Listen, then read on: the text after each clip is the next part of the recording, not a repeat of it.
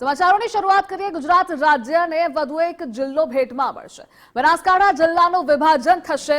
કેબિનેટની બેઠકમાં વિભાજન અંગે મંજૂરી મળી છે। મુખ્યમંત્રી કક્ષાએ આખરી જાહેરાત થશે।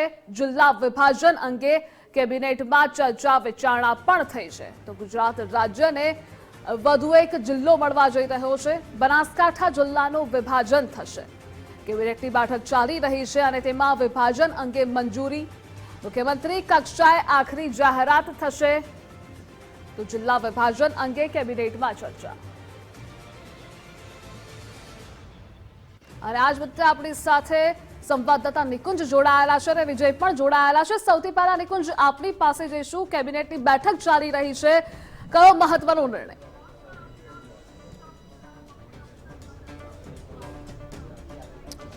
જી ધ્રુવી સાહેબ, રાજ્ય સરકારની કેબિનેટ બેઠકની અંદર આજે બનાસકાંઠા જિલ્લાના વિભાજન અંગેની ચર્ચા થઈ અને માહિતી મળી રહી છે કે બનાસકાંઠાના બે ભાગ કરવા માટે અને રાજ્યનો વધુ એક જિલ્લો આપવા માટે કેબિનેટે મંજૂરી પણ આપી છે।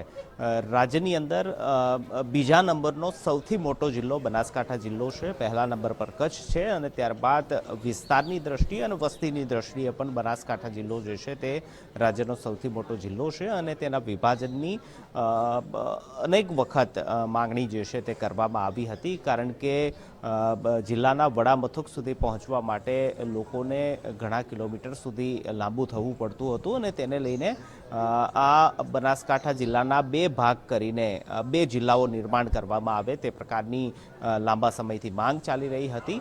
મહત્વનું છે કે આજની કેબિનેટ બેઠકની અંદર બનાસકાંઠા જિલ્લાના બે ભાગ કરવા માટે એટલે કે બનાસકાંઠા જિલ્લાના વિભાજનની મંજૂરી જે છે તે કેબિનેટ બેઠકની અંદર આપવામાં આવી છે અને હવે ઓફિશિયલ રીતે મુખ્યમંત્રી કક્ષાએથી તેની વિધિવત રીતે અથવા તો ઓફિશિયલ ડિક્લેરેશન કરવામાં આવે।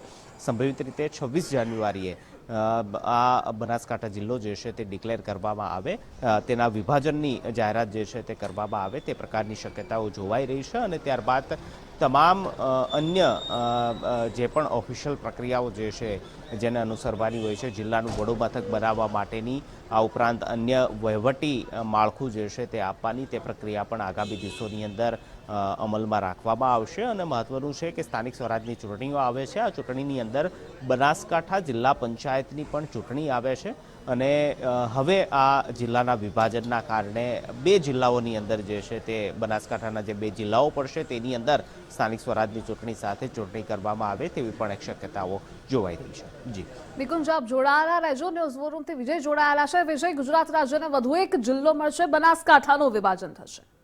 બિલકુલ, સપ્ટેમ્બર મહિનામાં એવી ચર્ચા ચાલી હતી કે રાજ્યને વધુ 3 નવા જિલ્લા મળી શકે છે અને તે અંગે અનેક ચર્ચાઓ થઈ, પરંતુ વાસ્તવિકતાની દ્રષ્ટિએ જોવા જઈએ તો માત્ર એક જ નવો જિલ્લો એટલે કે રાજ્યને 34મો જિલ્લો મળી શકે છે ને એના માટે બનાસકાંઠા જિલ્લાનું બે જિલ્લાની અંદર વિભાજન થશે ને તે અંગેની જે એક કેબિનેટ બેઠકની અંદર જે મંજૂરી અત્યારે આપવામાં આવી છે, પરંતુ આખરી જાહેરાત મુખ્યમંત્રી કક્ષાએથી સંભવત રીતે 26મી જાન્યુઆરીએ થઈ શકે છે। પરંતુ આ અંગેની ચર્ચા છેલ્લા ઘણા સમયથી સોશિયલ મીડિયાની અંદર અને સ્થાનિક સ્તરે છે તે વાવની જે પેટા ચૂંટણી હતી તે સમયથી જ થઈ રહી હતી કે ખરેખર બનાસકાંઠા જિલ્લાનું વિભાજન કરવામાં આવશે અને તેમાંથી બે જિલ્લા અસ્તિત્વમાં આવશે, પરંતુ હવે એ વાસ્તવિક થવા જઈ રહ્યું છે તે પ્રકારની અત્યારે ગાંધીનગરમાં જે હલચલ કેબિનેટમાં બેઠકમાં જોવા મળી અને તેની મંજૂરી અંગે જોવા મળી, પરંતુ હવે વહીવટી માળખાને લઈને એ ઉપરાંત વડું મથક કયું હશે તેને લઈને પણ ચર્ચાઓ જોરશોરમાં છે, કારણ કે છેલ્લા 2-3 વર્ષથી થીરપુર જિલ્લો બનશે થરાદનો,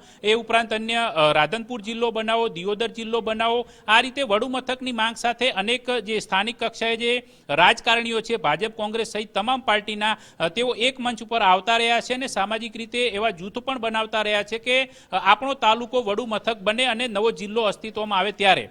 પરંતુ હવે જોવાનું એ રહેશે કે આખરે થરાદ બને છે કે સુઈગામને એપી સેન્ટરમાં લેવામાં આવે છે કે કેમ, ઉપરાંત રાધનપુર જિલ્લાને ફરીથી બનાસકાંઠાની અંદર સમાવેશ કરીને વિભાજનમાં સામેલ કરવામાં આવે છે કે કેમ, એ ઉપરાંત જે દિયોદર છે તેને વડું મથક બનાવવામાં આવે છે કે કેમ, આ જે સમગ્ર જે ચર્ચાના મુદ્દાઓ છે રાજકારણ લેવલ ઉપરાંત સ્થાનિક કક્ષાએ તે પણ હવે વધુ ચર્ચામાં આવશે, કારણ કે 26મી જાન્યુઆરીએ ઔપચારિક રીતે જ્યારે આની જાહેરાત થઈ શકશે અને ગુજરાતનો 34મો જિલ્લો અસ્તિત્વમાં આવશે તો બનાસકાંઠા જિલ્લાની અંદર જે સ્થાનિક સ્વરાજની ચૂંટણીઓ જે આવી રહી છે, જો કે એવું માનવામાં આવતું હતું કે ખેડા જિલ્લા પંચાયત, બનાસકાંઠા જિલ્લા પંચાયત આ બે ચૂંટણીઓ અત્યારે તૈયારી ઉપર હતી, પરંતુ એકાએક આ પ્રક્રિયા અટકી ગઈ છે. તો તેને લઈને પણ ચર્ચા હતી કે કંઈક નવા જૂનું થઈ રહ્યું છે અને આખરે એ અંદેશો હતો તે દૂર થયો છે અને જિલ્લાનું વિભાજન છે તે તરફ હવે રાજ્ય સરકાર આગળ વધી રહી છે તે પ્રકારનું સ્પષ્ટ થયું છે.